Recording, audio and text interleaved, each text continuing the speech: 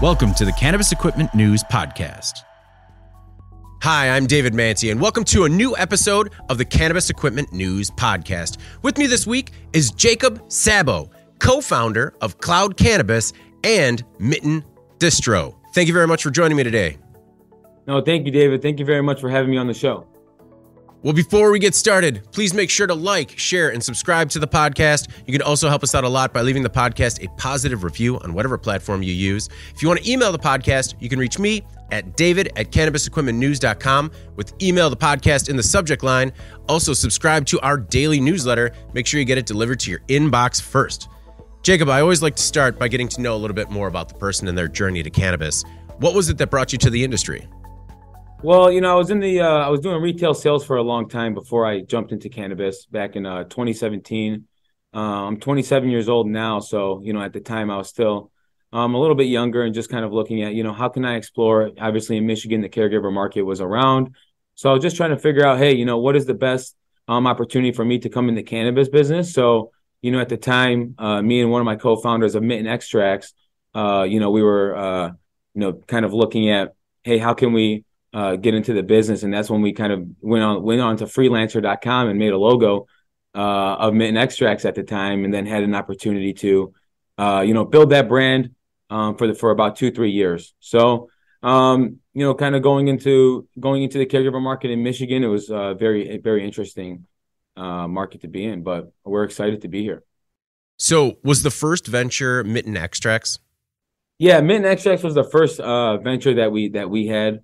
Like I said, we were just, two friends with some imagination that were, very interested to jump into the market. And, sometimes it's luck and right timing, but also a lot of hard work to get to where we're at. But very exciting, to be where we are. What was some of that hard work? Really was, figuring out how we fit into the marketplace, what SKUs we wanted to drop into the market at the time. We knew we wanted to get into cannabis, but we didn't know, what type of category of products that we wanted to bring into the marketplace. And that's when, we thought about, hey, path of least resistance was when we kind of launched our vape cartridges into the marketplace in the caregiver market at the time. Kind of going, store to store, finding out, who wants to carry our SKUs. And, that kind of originated to, being able to open some doors and get some market share into the space that, eventually became a licensed cannabis market. Okay. So from Mitten Extracts to Cloud Cannabis, how did you come to found Cloud? So, obviously with Mitten Extracts, we were able to, gain market share and also gain some, we were boots on the ground, right? So, we're able to find some good, like-minded individuals, I think at the time, that obviously we were looking to get into a business relationship with, and, had an opportunity to open up our first retail store in Muskegon back in July 2019, when COVID was around, right? That's kind of when COVID was coming. So, we're able to build the brand, build Cloud actually, and build the infrastructure over Zoom, and, kind of where we are today with 10 stores. Now we're a big family. So, being able to build relationships and friends and family on this journey, I think is really what has been really, exciting for me. When you talk about going store to store, before you had a retail footprint, what were some of the things that worked for you in terms of fighting for that shelf space and getting people to buy into your product? You know what? A lot of it really came down to looking at, what are other competitors doing in the industry to figure out how we can kind of get an edge when it came to, 510 vape cartridges. And see how we can, make our product better. What else can we do other than, the input material of the product to make us better, whether it was, the culture, the vibe, the loyalty programs that we can bring into our products, et cetera. So, that was some of the things that we were thinking about at the time when we were walking store to store, looking at, hey, this person has this amount of shelf space. Why do they have it? What can we do to get to that level, right? So, in the beginning, it was a lot of rejection. It was not easy. I will tell you that. We did have, multiple rejections of people telling us, why would we want to carry your product, et cetera. But, once we were able to crack the door one time, it kind of, built some momentum for us to get into some other doors. It was a learning process. So, cracking that that one egg, I think, was able to give us an opportunity to understand how we did it, and then being able to do it in other locations and kind of build our footprint of mint extracts into retailers. I feel like it had to give you confidence as well. Yeah, I mean, the first time, yes. I mean, first three times we were rejected, right? So it did bring our confidence down a lot, but resiliency was like, we can't stop. We came this far. We already paid for the freelancer to make our logo, right? So we're like, let's just keep going, man. And luckily we did that, and we came to a point in, like I said, our wholesale business is doing very well, and we're able to have a lot of people on our team that are also sharpening their skills on this journey. So I'm excited. So did Cloud Cannabis, was that founded with that first dispensary in Muskegon? Was Cloud initially a retail facing brand? No, Cloud was our first. Muskegon was our first store back in July 2019. Okay. That was our first store. We built it a specific way, which now we've changed the way the experiences in the store as we've learned, right? Store over store, they all look a little bit different, but they're going in the better direction as we learn, right? So it's been pretty exciting journey on that end to build these different stores and learn all these different things over the time frame to see, hey, wow, back in 2019 we used to do it this way, but now where we are today, we're running these stores a little bit differently. So the experience has been great. What are some of those changes that you've made to the stores? Being able to offer a better experience, understanding now what the customer wants. At the time, we thought what the customer wanted almost, right? Mm-hmm. Now we're almost at a time to where, what is it the customer is actually looking for when they're coming to shop inside of a retail store? And we have our own opinions, other people do, but we're going to keep leaning into what's working for us, and that's our Cloud Club loyalty program. Being able to build into that, we are giving away a Ford Bronco, which is very exciting for us now, and building into that, I think, has been very valuable to us. That we've seen that work. Okay, so what's setting you apart is more of the loyalty program or loyalty programs versus like the experience in the dispensary? Yeah, I mean, for me, I like to, be able to offer a good customer experience. That's really what we hone in on. And that comes down from, hey, asking if you're a new customer or not, right? If you are a new customer, we want to be able to offer you all the experience and make sure that the first time, you do consume your cannabis, we are, all of our team members are all very knowledgeable on the plant itself, understanding, how the extraction processes are ran to get to specific post-manufacture SKUs, all the way to the cultivation and how the flower is as well. So, our bud tenders do a very good job at giving knowledge to new customers and being able to actually identify in the store if this is a new customer or not, to be able to say, hey, like today, right now we go into, convenience shops, and, you usually know what kind of water you're looking for when you go to shop for a water bottle. So same thing with cannabis. I think that at some point people know what they want. And, at that point, it just becomes an ease of how fast can you get them out the door for them to go and have the rest of their day and build into a loyalty program. That's where that comes in. Sorry, Dave. Oh, no. When you started Mitten Extracts, were you doing all your own in-house manufacturing, or were you buying it and then sort of rebranding it? When we started Mitten Extracts, we were doing our own in-house manufacturing, in-house extraction, in-house processing. Mm-hmm. At the time, we didn't know much about really any manufacturing, and that was when, we were taking syringes and trying to shoot vape cartridges and manufacture the SKU itself, and that failed for us a lot of times. We've had struggles because the syringe would melt or whatever it may be. We weren't understanding what type of equipment that we needed to be able to produce this product. So we did go through some trials and tribulations on that end for a long time, but like we said, over time, I think we were able to, figure it out on the way and find new equipment. And over time, like, especially now, the equipment has been so evolved, and I wish I had the equipment that we have now, back in 2017. It would have been a different story for sure, but, we're happy where we're at. What is some of the equipment that's essential for you on the Mitten side of the business?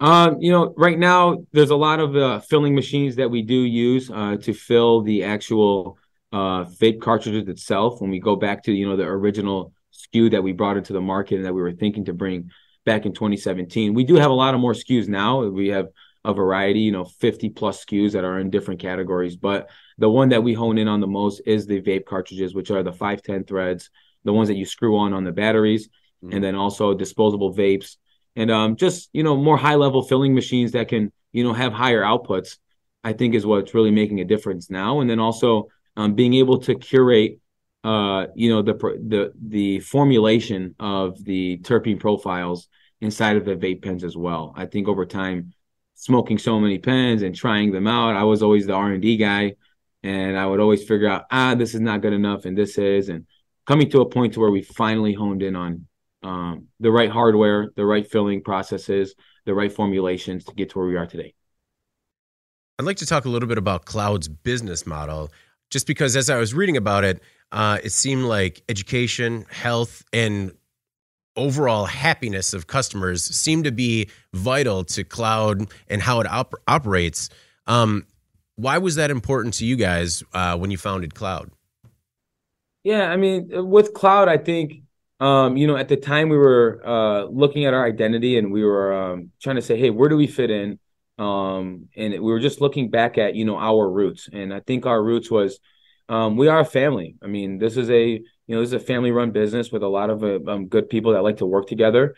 And it's very hard to find this type of a synergetic relationship, I feel like, when it comes to business. So we wanted to take that and spread that on also to the customer. This is a happy, fun place to be. This is a family experience. And that's something that we embody internally when it comes to, our day-to-day work professional lives. And I think that also we want to pass that on to the people that want to come shop with us. How many employees do you have now? We're close to about 300 to 350 team members right now. Wow, that's incredible. What has it been like? When you're a startup, you're really close knit. Everyone's doing a bunch of different jobs. What has it been like as the company has evolved and grown and your roles have changed within the company? Yeah, David, I mean, this is a great question, right? This is actually one of my favorite questions. I'm happy you asked it, because this is really where I found out where my passion lies as well. Back when we started, my passion was in cannabis, which it still is, and I'm a heavy cannabis consumer. But I think as this company has grown, I've always been wanted to take the skill set and the knowledge that I've learned over the time frame and be able to exchange that with the people that are working in the business with us. Because, obviously there's compensation that comes to working in a company, but I also think that if this is happening, that there should be some type of knowledge or building yourself when it comes to working in the industry. I think people come to join the cannabis space to learn as well. And I think I do have a lot of knowledge in the space to be able to offer that, to all the team members that work with us. So, my passion now has been into obviously cannabis, but also building people and building teams to be able to succeed in the marketplace and for them to learn the stuff that they decided to come join us for. That's interesting. You not only find pride in the success of the company, but also in the success of your employees. I think that's really interesting. Yeah, and that's kind of where my passion has been going since, my professional career. Like I said, I'm 27 years old. I like I'm still in the part of building my own resume, but it is very exciting to see the team members that we have also sharing that same vision that I have. So I think the transfer of passion is very valuable. So you have 10 retail locations now, right? All in Michigan. How do you pick locations? Picking locations is, it's, we don't always get the locations that we want. It's just, there's been some locations that have kind of fell in our lap because, relationships that we have in the industry. There has been locations that, hey, we want to be able to touch every part of the state with a Cloud store. So if somebody was shopping in, let's say in Ann Arbor, and they decide to go to Traverse City, go up to, get on the lake for some reason, that there is another store that they can have some type of omni-channel experience with, to be able to say, hey, I can still use my loyalty program. I can still use my loyalty points, even if I'm in Traverse City, to be able to shop and consume cannabis. So, really it's just giving us an opportunity to be able to have enough stores in the state to service if they are anywhere in the state. I travel a lot myself in the state, so be able to shop in a spot like a Starbucks or something that you can use your loyalty program with, so you can keep building your points and building your profile. And I think that's very valuable because the cash back and all that other good stuff that comes with that. What was your previous retail experience?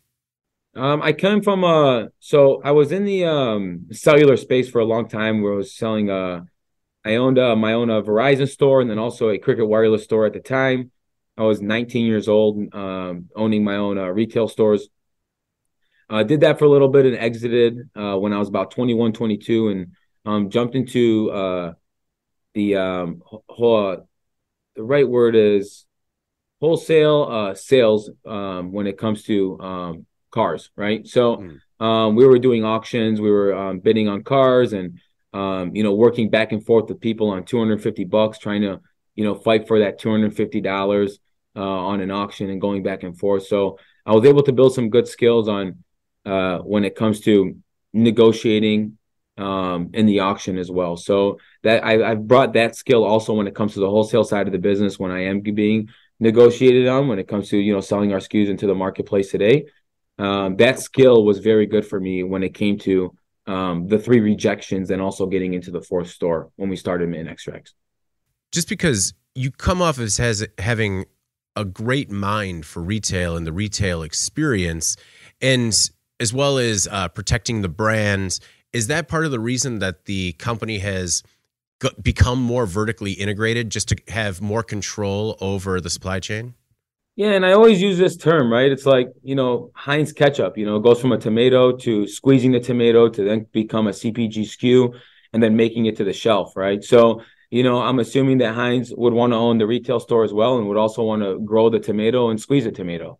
It becomes more beneficial, I think, for us as a business unit to succeed in an already market that I feel like is becoming more mature, right? And we want to be able to offer the best prices to the consumers as well. And I feel like the way to do that is to own the whole supply chain.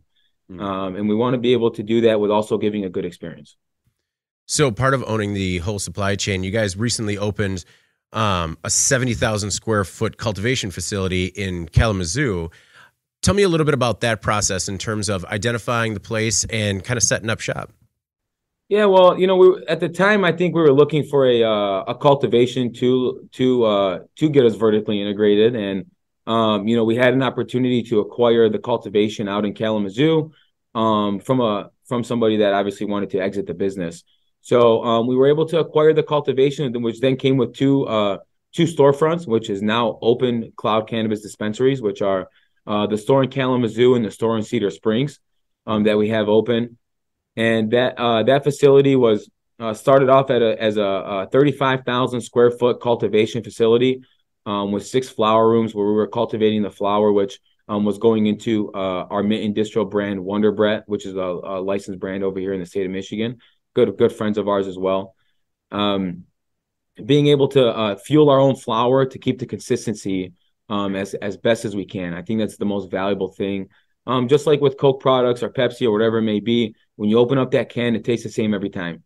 And I think that with Wonder Bread and the SKUs that we have, we want to be able to have that same consistency to be able to offer a consistent SKU at a great price. And the only way to do that is, like we said, to control the supply chain. Our manufacturing facility is being built in also in Kalamazoo, which is in Warren currently in a 15,000 square foot facility, but we are consolidating both to have a large campus out in Kalamazoo to be able to control the input product, fresh frozen, being able to not move the fresh frozen to Warren which is about a 2-hour drive, which can also hinder the product itself. So we're trying to keep it as single source as possible. And the way to do that is to just keep the facility consolidated. Mm-hmm. Well, I think that makes sense. How would you describe your cultivation methodology? Our cultivation methodology is, I guess it really comes down to how much do you want to go for the yield, or are you going for quality, right? And finding out the balance between the two Sometimes it's tough. And really, when you decide to, either bring a new strain into the marketplace or not, it usually takes, anywhere from, 4 to 6 months to be able to, bring that SKU to life when you come into cultivation. So I think the real challenge that we have when it comes to cultivation is, being able to pivot very fast for those occasions and being able to find out, hey, even after 4 to 6 months, this is a strain that we don't want to bring into the marketplace because, whether the yield or the quality wasn't up to the standards that we want to give to the customers as well. This does happen, which then, kind of impedes us another 4 to 6 months. So being able to keep that as tight as possible, I would say, making sure that we are confident in the strains that we're going to bring into the marketplace, I think is very important. So, our cultivation, like I've told you before, is more of us building a team, building a bunch of group of people and individuals that are trying to achieve the same outcome. And that's what I think is very valuable. I mean, is that difficult for you? You said that you're on the R&D side. Is it difficult for you when you're testing a strain and it's not up to your quality, but the hit that you're going to take financially as a result? We will find a way to liquidate the product itself, whether it's turning it into extracts or whatever it may be, which would still produce a good product. And we would liquidate it and be able to at least recoup most of the capital that we put in from a financial perspective as well. So like we said, that product actually it's a very good product. So either way, it turns out to give the consumer something that is very good. So whether we're turning into live resin, crumble, distillate, whatever it may be, we still find a way to, utilize the plant. Okay. Being on the R&D side, do you have one particular experience where you tested something and it just stands out as the one that kind of blew your mind? Oh, yeah. So there was 2 instances, actually. I'll give you 2 of them. One of them was in the cultivation. We have some, Wonder Brett obviously has some great genetics that we were able to bring into the facility. At the time, one of my favorite strains is the orange banana from Wonder Brett.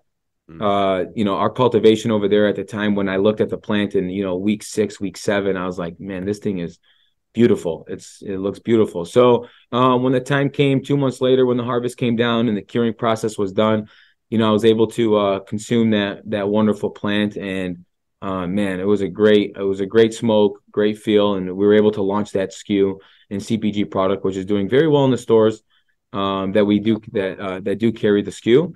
And they're very successful, and it's very terpy. I mean, it really is. When we say orange banana, it tastes like an orange and banana together. Okay. So that's been exciting. And then also on the mint extract side, our new disposables that we launched into the marketplace. We were going back and forth if the hardware was the right hardware or not. Should we find a better hardware? And then over time, we were able to find one that really worked for us. Spending some, R&D, so many different hardwares to get to the right one, making sure that it can be manufactured at a large scale as well. With our filling machine, I think was a real struggle because, certain filling machines are built to do certain things, and being able to find the right disposable to be able to be compatible with that was also a struggle. So we did find one that I was very excited with. And when we first filled our first 100, the Gusher strain, which is a very fruity strain for us, on the disposable side, when we did smoke that strain, it was me and also my co-founder of Mitten at the time was George. He's the one that works on the product development side of the business when it comes to the disposables and Mitten and wholesale business. He handed that one over to me, and I hit it one time. I said, "This is the hit right here." So this is it has a good pull. It's dual airflow technology. I think is very different than what other disposables in the market have. So you get a harder pull on the pen, which our formulation makes sure that you're not losing any of the terpene profile because of that, because it does need to be heated more as well. The heating element would burn the terpene profiles if you didn't have the dual airflow technology with the formulation that we have. So being able to have all that in one, I think is been very successful for us. So did you say that when you acquired the cultivation facility that it was only 35,000 square feet? Yeah, I mean it's about It's about 100 to 110,000. Don't quote me exactly. 100 to 110,000 square foot facility, Yeah. not fully built out. So the 35,000 was a built out cultivation. Okay. And then you've doubled that. Yeah, so we doubled it. Not with more cultivation space, but we're actually building out our manufacturing campus for to be able to manufacture the SKUs. Yeah. Okay. Okay. Um, what is it like to be a cannabis company and be one of the largest employers in Michigan? Yeah. Being one of the largest employers, I like to embody, like I've told you as well, as like being able to build the team. I'm like, being the largest employer is wow. Okay, that's great. But what are we doing for all these people that work with us and our team members with us? I like I said, I love to build teams. I love to build people that are looking to build themselves as entrepreneurs. I would say, right?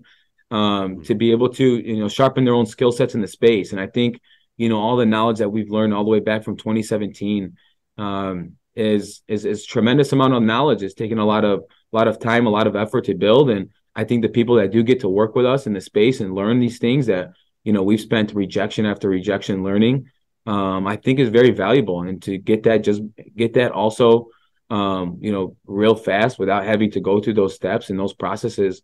I always encourage people that are working with us on our team to be able to soak in as much knowledge as you can. Have you had any issues finding labor or with turnover? Um, you know, there is a lot of turnover. There it is hard finding labor. I think it all depends really demographically across where we are in the state. But uh, we have found a good group of people, and when we do bring them on, they do stay because, like we said, the people that want to stay are the ones that want to build themselves and build their own futures and be able to learn new skills on this journey. And the ones that don't, that's where the turnover lies. Are there any specific traits or pedigrees that you look for in employees, like, a background in other industries or, younger, fresh out of school, anything like that? Or is it just a mentality? No, it's just, I like to always spend even people right now. I mean, I even people that we hire into the business for any of the stores, we do have good local level leadership at all the retail stores. But, me personally, myself, I always like to jump on the second interview without even looking at a resume, actually, and just figuring out, where is the mentality of this individual that's going to be joining our team. Because, the resume is always good. I always say that is very valuable when it comes to certain fields, but I think for what we're doing, I think we can teach a lot of the skill sets to be able to be very successful in the space. So I'm really looking for somebody that is willing to, soak that in and sharpen their skills. Mm-hmm. I agree with you that the resume sometimes is second to kind of the culture fit. Yes. Yes. So what has the experience been like for you ever since new rec sales came online in Detroit in January? Yeah, I mean, we were medical for about a year and a half. Wasn't the best time for us, obviously. With all the surrounding cities around us going recreational, we weren't able to ramp up that business over there, which was actually before it was a dispensary, was actually one of our family's liquor stores for 20 years. So, we were able to turn that liquor store into a dispensary. Luckily, we were able to get it approved and turn it into a dispensary. We were hoping we'd be recreational, a year ago, but that didn't happen as fast as we would have liked to. And a lot of that comes into, our rec sales are doing very well now, I would say, which now gives us the opportunity to, run our Cloud Cares program, which is, giving back to the communities that we are. I think that's very valuable and giving us an opportunity to start doing so. How is Cloud Cares giving back to the community?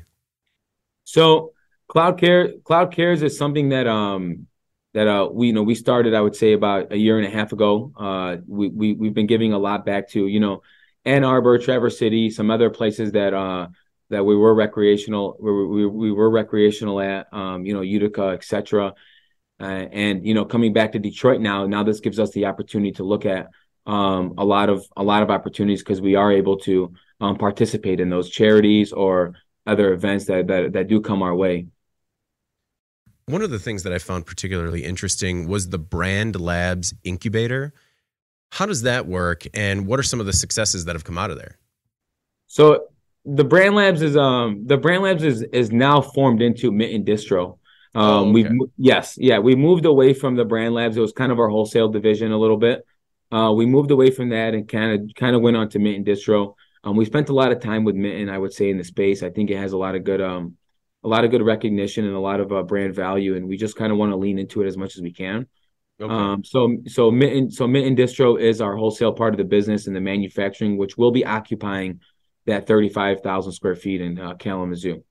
Okay. So has Mitten Distro officially launched yet, or are you still kind of gearing up for it? No, Mint and Distro has officially launched. We kind of debuted it when we brought Ric Flair drip to the marketplace. Okay. We threw a nice party, nice partnership with a lot of good retailers across the state that are good friends of mine, and launching that SKU here, I think, has been very successful. But while doing so, we were able to launch Mint and Distro at the same time, kind of knock out two birds, one stone almost. And Ric Flair was able to come here, and he participated in some of the signings at some retail stores. That's exciting. Do you ever have any hesitation when it comes to sort of tying a brand to a celebrity? It all depends how much involvement a celebrity would want to have in the space, right? I think Ric Flair is very committed to coming out here and kind of being with the wrestling community, I would say, in this space. And he's willing to come out here 6 times a year, 7 times a year to come show face and come show support and say, hey, this is I'm excited to be here in the state. He spends a lot of time with his fans that were here in the marketplace. I was really excited to see that myself, to see him actually participate in a lot of signings. He wanted to sign as much stuff as possible. Seeing a bunch of happy faces come in and out of those doors. It was really exciting for myself, just even personally and professionally for myself, to have that experience, to see a bunch of people be so happy just, meeting Ric Flair and being able to have, such a one-on-one experience with him. How many times did he woo? Well, how many times did everybody woo is the real question. I was hearing it all day. I mean, we would pull up in the van, they were wooing. We'd get inside, they were wooing. It was nonstop, but it was fun. It was fun for sure. With the launches of Wonder Bread and Ric Flair Drip, what are some of the things that you do that lead to a successful launch? And what are some of the things that you've kind of learned from each one? Really just finding out where you fit in the marketplace when it comes to, pricing, wholesale pricing, when it comes to, who are the partners that want to launch the SKU itself into the marketplace. Like I said, I like celebrity brands. It all depends if, they're going to be here and kind of help run the show and come show face. I think is very important. I haven't really seen that much from a lot of other celebrities that come here. They usually come once or twice, and they don't come out to show face. I think Ric Flair is wanting to do so, but we've learned a lot when it comes to launching SKUs into the marketplace, understanding what is the market share, what are people already paying in this bracket of SKUs, and what can we own of the market share. Understanding that if it's worth us spending our time to dive into that market share, what are the customers looking for. And all that other good stuff. We have a lot of good analytics and data that we're able to kind of stand behind. And also, I am boots on the ground. I am in the stores. I'm hearing what the customers are asking for as well. So a little bit of that has been very useful. What has, ever since the launch of the Ric Flair Drip, how's sales been? Sales on the Ric Flair Drip has been very well. I mean, going back to the point of me being in the stores myself, I mean, I butt tended once or twice before, and a guy's coming in literally asking for it. So, it seems like the product itself. I always say, the celebrity part of the brand can sell the product once or twice, but it all depends on the consistency of the product itself if they're going to come back and buy it. And that's where I think that's where we try to hone in on the most, is making sure that the product, the input material that is going into these SKUs are very consistent and are very something that we would myself smoke and consume. I keep hearing boots on the ground from you, and it sounds like it's not just something that you kind of say, but you actually kind of back up by being a bud tender from time to time and actually being sort of on the ground. Why is it important to you to kind of keep that relationship with your business? Well, I think there's two things, right? I think one part of it is understanding not just what the consumer is looking for, but also the fact that also, going back to the point of sharpening the skill sets of the team members that we have on our team, for them to obviously see me work in action and see, what I'm willing to do for the business, especially since I am also managing a larger portfolio of stores, but also still able to come into this one store and bud tend or be able to spend some time with some customers has been very valuable as well, because they're also able to learn off of me as they see me speaking to the customer as well. So being boots on the ground, I think, is very valuable because, like we said, we've been doing this from 2017, 2018, and we've seen a lot, done a lot, seen a lot of movies, and being able to not only tell our team members on how it's done, but also show them in their, as I'm having a one-on-one interaction with a customer, trying to find out what their needs are that they're looking for, that the team members around me are also noticing that as well. So what does the future hold for Cloud and Mitten Distro, Mitten Extracts, your various entities? Yeah. Cloud Cannabis, we're looking to keep expanding our retail footprint, of course. Bringing on another 5 to 7 stores, I think would be a very good success for us, I would say, by the end of the year. On the manufacturing side of the business, when it comes to the cultivation in Kalamazoo and also building out that campus, we'd like to see us, like we said, squeezing the tomato, growing the tomato, being able to take that tomato and put it on the shelf. And I think that's really what we're looking for, because once we do that, we'll be able to offer a consistent product at a price that's affordable for the consumers, and also with the knowledge and skill that the bud tenders are also being attributed to, we'll be able to offer a good experience. Are you going to stay in Michigan, or any thoughts on expanding to other states? There has been a lot of thought on expanding into other states. Sometimes it gets a little nuanced because, every state has their own different regulatory compliances. So we try to find out, hey, is this something that works in the current workflow? Or are we going to have to learn something new, et cetera, et cetera. So I would say yes, it is in our future.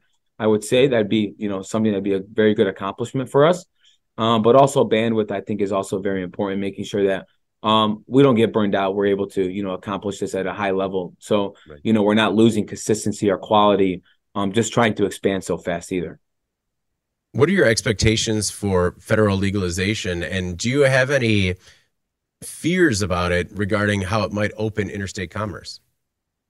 I don't have too much fears when it comes to that. I obviously know there are a lot of things happening at, that level when it comes to, whether the SAFE Act is going to happen or federal legalization happens. I mean, we're just here going to keep, chugging along, trying to build a business that's successful, building a brand that's successful in the space, and, see where that takes us. I don't think it's really fear that's holding us. I think us as a team have good skill sets to be able to maneuver and pivot when the time comes. Whatever it may be, whatever the future lies, but we're ready for it. Since you are a cornerstone of the Michigan cannabis industry, are there any specific trends that you see in Michigan that are unique to the state? Yeah, I mean, the volatility of pricing, I think, is very unique. I would say here in the state, a lot of other states, they've kind of matured, and kind of either bottomed out or leveled off at some point. But here in the state, the volatility has been very, very unpredictable. Pricing of flower, pricing of concentrates has changed day over day. I mean, one day the same flower that you bought for $800 is $1,000, or the same flower you bought is $600, and now you're holding this in your inventory at an input cost that somebody else could be buying it at either higher or lower than you. So I think the volatility is very you have to keep an eye on it, and that's really what's making able to keep us agile, right? Because, when you have 10 stores and also a wholesale manufacturing, it's like trying to move a cruise ship. It doesn't move as fast as a skiff would, right? You can't turn it left as fast. So, for us to be able to build a team and build people to be able to turn that cruise ship the same way a skiff can turn, is really what we're trying to achieve as well. What's causing that market volatility? I think there's so many things that come into play. It is like, summertime's coming right now up. Nobody really knows when the daily consumption is going to go up with cannabis consumers. Nobody, I think, really has a good hone in on, how many non-cannabis consumers are becoming regular daily consumers in the space. Because, it did start off to where, as cannabis, should we smoke cannabis? Should we not? Right. And I think it's becoming more acceptable here in the state. And not understanding the rate or speed that is happening, I think is one of the pieces. Of your SKUs that you have in your portfolio, what are the most successful or most popular? Our vapes have been very popular when it comes to mint extracts, only because, we have started in 2017, 2018. We were boots on the ground at that time, going store to store, building a brand, building our portfolio, and just keep building our SKUs at that time. And our vapes have been very successful, our concentrates in the space. That has been really our cornerstone and really our pillar of what's driving our mint and distro business. Was it VapeGate that helped you guys diversify? Great question. At that time when that happened, we were scrambling, right? I mean, we were sitting with, hundreds of thousands of dollars in hardware, not able to really, pull any triggers on how are we going to be able to liquidate all of this at that time. So we were almost like, hey, how else can we move into different avenues? That's kind of when we jumped onto the gummies, and we were able to build out a kitchen and be able to make, our infused gummies, which is our mint and extracts line.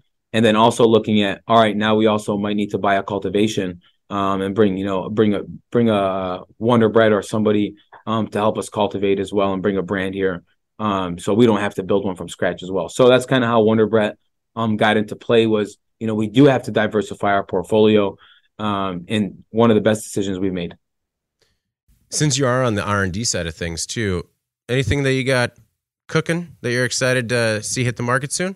So we have a lot of stuff actually coming down the pipeline. We have a couple new strains coming out on the disposable side, and also our 510 threads that are coming out. But then also one of my favorites is our mitten infused pre-rolls.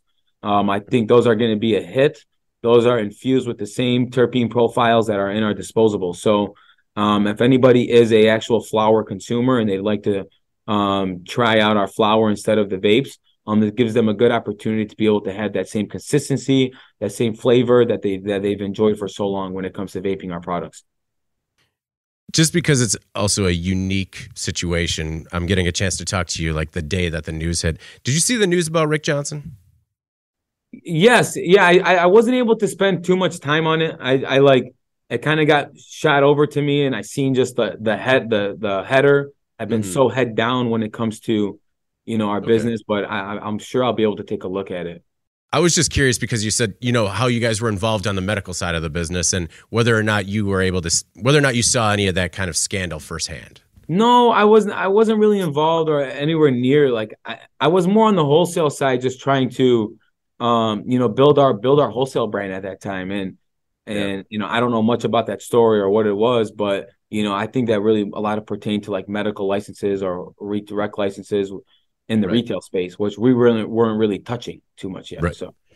No, understood. It was just, it popped up this morning and I was like, well, I'm talking to a big dude in Michigan right now. Well, is there anything else that we might have left out or anything in particular that you want to make sure the Cannabis Equipment audience knows about yourself or, your various entities? Not really much. Is that, we're here to keep building our retail footprint, our wholesale and manufacturing footprint in the state. Being able to just offer customers a good experience and a good product that's consistent. That's excellent. Well, I've enjoyed seeing the news that has been coming out of Michigan. I think you guys are doing great work. And, I look forward to seeing what comes next. David, thank you very much. I appreciate you for having me on the show. Excellent. Well, before we get out of here, please make sure to like, share, and subscribe to the podcast. You could also help us out a lot by leaving the podcast a positive review on whatever platform you use. If you want to email the podcast, you can reach me at david@cannabisequipmentnews.com. Also subscribe to our daily newsletter. Get it delivered to your inbox first.